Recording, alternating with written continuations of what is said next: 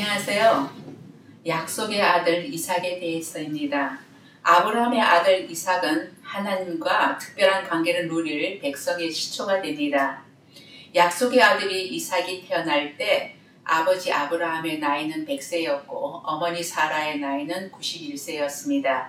창세기 17장 16절에서 17절까지 보면은 사라가 아들을 낳겠고 여러 민족의 어머니가 되게 하고 백성을 다스리는 왕들이 나오게 하겠다. 아브라함은 얼굴을 땅에 대고 엎드려 웃으면서 혼잣말을 하였다. 나이 100살 된 남자가 아이를 낳는다고? 또 90살이나 되는 사라가 아이를 낳을 수 있을까? 사라가 아들을 낳을 것이라는 약속을 받고 있던 아브라함도 장막 어귀에서 약속을 듣고 있던 사라도 웃었습니다. 창세기 17장 19절에 보면 아니다. 너의 아내 사라가 너에게 아들을 낳아줄 것이다. 아이를 낳거든 이름을 이삭이라고 하여라. 내가 그와 언약을 세울 것이니 그 언약은 그의 뒤에 오는 자손에게도 영원한 언약이 될 것이다. 라고 하나님께서는 웃고 있던 아브라함과 사라에게 이삭을 언약의 자손으로 태어나기 전에 이미 이름을 지어주셨던 것입니다. 창세기 21장에 보면은 약속하신 때가 되자 사라는 임신하였고 늙은 아브라함과 사라에게서 아들 이삭이 태어났습니다. 이삭의 어린 시절에 대한 기록은 태어난 지 8해 만에 할례를 받은 것과 젖을 뗀 것 외에는 없습니다. 창세기 22장에 보면 하나님께서 언약의 자손 이삭을 통해 그 뒤에 오는 자손에게도 언약하시고 약속하셨는데 그 이삭을 모리아 산에 가서 번제물로 바치라고 합니다.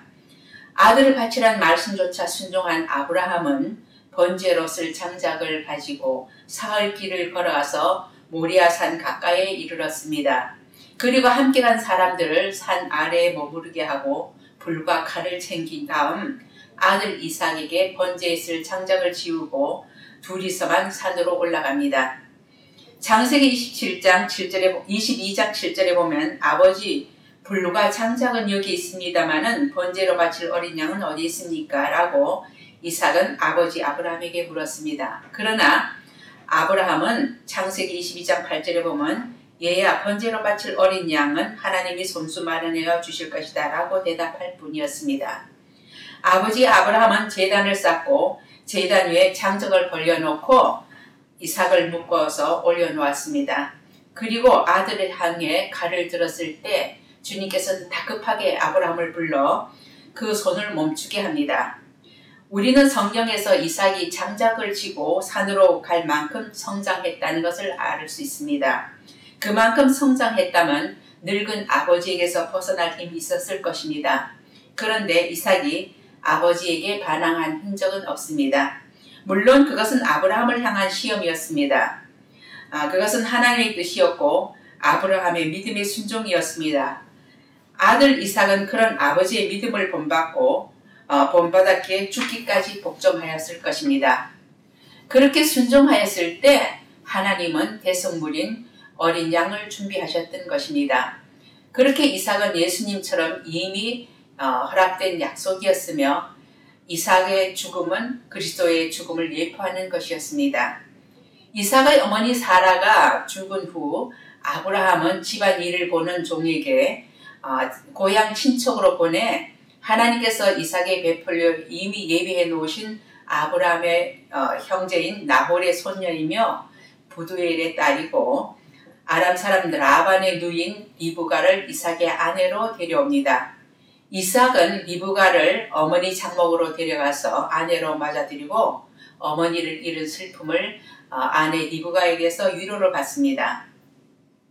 이삭은 하나님께서 말씀하신 대로 아버지 아브라함의 모든 재산을 물려받는 상속인이 되었습니다. 아브라함이 죽자 이삭은 이스마엘과 함께 아버지를 막벨라 굴의 어머니 사라와 함께 장사를 지냅니다. 창세기 25장 11절에 보면 아브라함이 죽은 뒤에 하나님은 아브라함의 아들 이삭에게 복을 주셨다고 했습니다. 하나님이 이삭에게 복을 주셔서 평안한 삶을 영위하도록 하셨습니다. 하나님은 아브라함의 순종한 축복을 이삭이 모두 누리게 하였으며 그것은 이삭이 아브라함의 모든 축복이었기 때문입니다. 이삭의 어머니 사라가 죽자 아버지 아브라함은 그두라라는 여인과 재혼하여 6 아들을 낳았으며 또한 이스마엘도 12아들을 두었는데 40살 때 결혼한 이삭은 나이 60이 가깝도록 아내 리브가가 임신을 하지 못하였습니다. 그러나 이삭은 아버지 아브라함처럼 첩을 얻어 자식을 낳으려고 하지 않고 기도하며 기다렸습니다. 주님께서는 이삭의 나이 60에 아내 리브가가 쌍둥이를 낳았습니다. 먼저 낳은 아이는 붉은 살을 가진 털수성이인 에서이고 그 동생은 형 에서의 발꿈치를 잡고 있어 그 이름을 야곱이라고 했습니다. 그 쌍둥이들이 태 안에서부터 싸워 리브가를 괴롭게 했으며 주님께서는 이미 두 민족이 태 안에서부터 두 백성으로 나뉠 것이며 형이 동생을 섬길 것이라고 말씀하셨습니다. 이삭은 맏인 에서를 더 사랑하였고 아내 리브가는 둘째인 야곱을 더 사랑하겠다고 했습니다. 후에 가나안 땅에 가뭄이 들어 이삭은 그라엘 블레셋 왕 아비멜렉에게로 갔습니다. 창세기 26장 2절에 보면은 주께서 이삭에게 나타나셔서 말씀하셨다. 이집트로 가지 말아라. 내가 너에게 살라고 한 이 땅에서 살아라고 하십니다.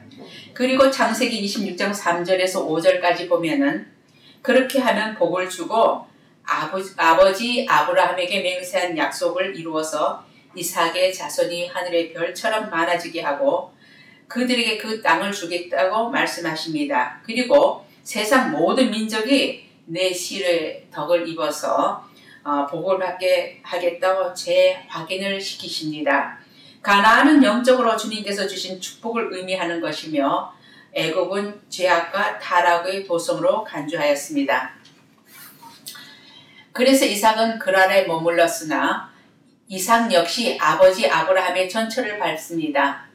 이삭의 아내 리브가가 예쁜 여자였으므로 그곳 사람들이 아내를 빼앗고 자기를 죽일까봐 아내를 누이라고 합니다.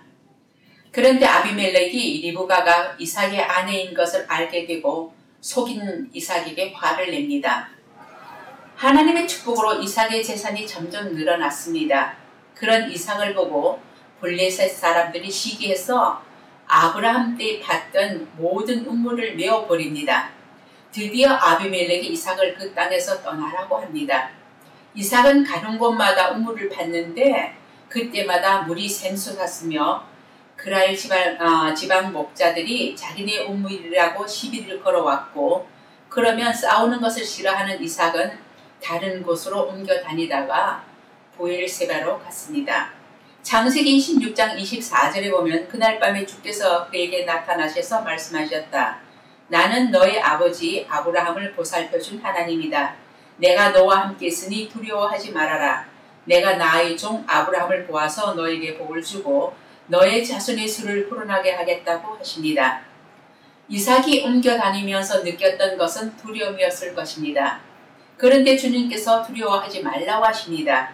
그리고 아버지 아브라함 때문에 복을 주겠으며 이삭의 자손이 불어나리라고 하십니다.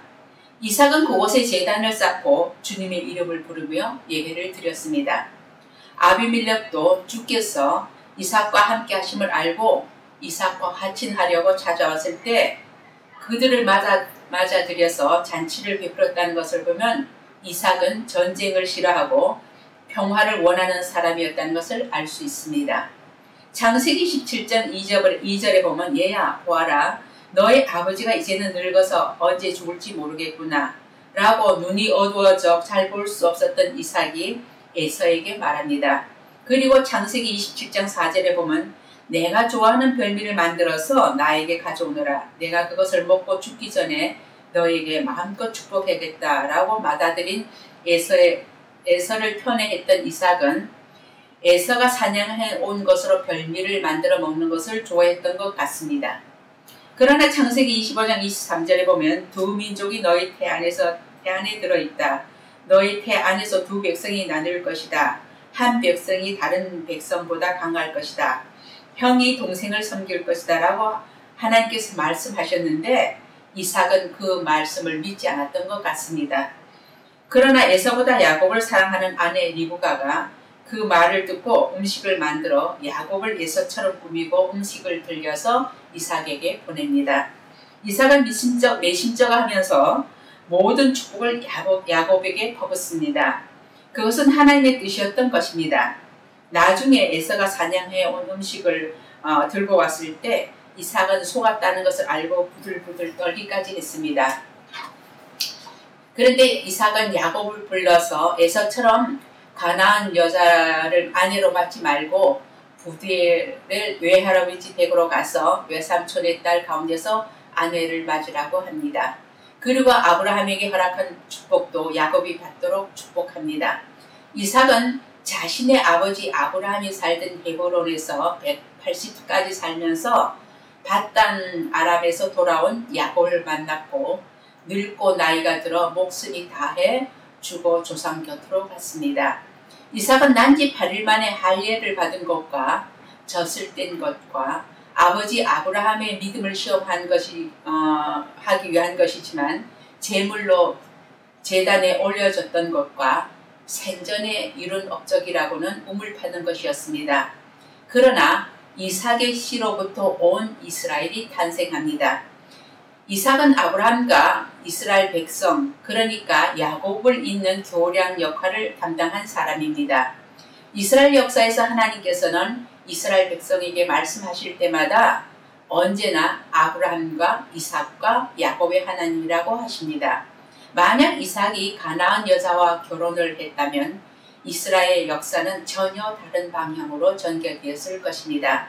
그러나 하나님의 백성의 시초인 이삭, 그는 생전에 이루어놓은 업적은 없지만 부모의 순종한 믿음 때문에 그 부모의 부를 누리며 평화를 원했던 만큼 전 생애가 어려움 없는 평탄한 축복이었던 사람 이삭에 대해서였습니다. 은혜로운 목장 되시기 바랍니다. 감사합니다.